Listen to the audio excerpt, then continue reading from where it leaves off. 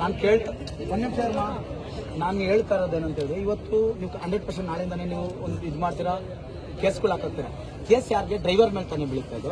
ಅವಾಗ ನನ್ನ ವರ್ಗಕ್ಕೆ ತಾನೇ ನೋವಾಗುತ್ತೆ, ಅದು ನನ್ನ ವರ್ಗ ತಾನೇ ಅದು ನೊಂದುತ್ತೆ. ಅದಕ್ಕೆ ನೀವು ಡೈರೆಕ್ಟ್ ಆಗಿ ಇವಾಗಲೇ ಒಂದು ಬರೀರಿ ಮೇಡಮ್, ಪೋರ್ಟರ್ ಸಂಸ್ಥೆನ ಈ ತರ ಅಟ್ಯಾಚ್ಮೆಂಟ್ ಮಾಡ್ಕೊಂಡಿಲ್ಲ, ಇದು ಆ್ಯಪ್ನ ನಾವು ಇದನ್ನ ಮಾಡ್ತಾ ಇದ್ದೀವಿ.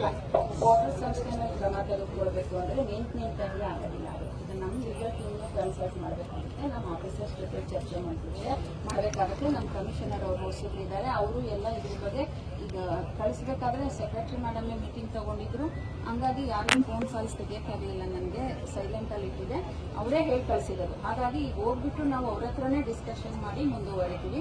ಆಮೇಲೆ ಇನ್ನೂ ಒಂದು, ಈಗ ನೀವು ಹೇಳಿದ್ರಿ ನಮ್ಮವ್ರಿಗೆ ಹೊರಗೆ ಬೀಳ್ತಾರೆ ಅಂತ ಹೇಳಿ, ಈಗ ನಾಳೆ ನಾವು ಚೆಕ್ ಮಾಡಿದ್ರೆ ಇನ್ನು ಯಾಕೆ ಹಾಕ್ಬೇಕಾಗುತ್ತೆ? ನಿಮ್ಮವ್ರಿಗೂ ಈಗ ಎರಡೂ ಕಡೆಯಿಂದ ಇರ್ತದೆ. ಅವರು ಸಾಧ್ಯ ಆದಷ್ಟು ನೀವು ಪ್ಯಾಸೆಂಜರ್ ವೆಹಿಕಲ್ಸ್ ಅವರು ಬರೀ ಪ್ಯಾಸೆಂಜರ್ಸ್ ನ ಕರ್ಕೊಂಡು ಹೋಗಿ ಅಂತ ಮನವಿ ಮಾಡ್ಕೊಳ್ಳಿ, ನಾವು ಮನವಿ ಮಾಡ್ಕೊಳ್ತೀವಿ. ಗೂಡ್ಸ್ ಪ್ಯಾಸೆಂಜರ್ ಅಲ್ಲಿ ಗೂಡ್ಸ್ ಬೇಡ ಅಂತ ನೀವು ಹೇಳ್ಕೊಳ್ಳಿ. ಅಷ್ಟು ಮೀರಿ ಮಾಡ್ತು ಅನ್ನೋದಾದ್ರೆ ನಾವು ಎನ್ಫೋರ್ಸ್ ಮಾಡ್ತೀವಿ.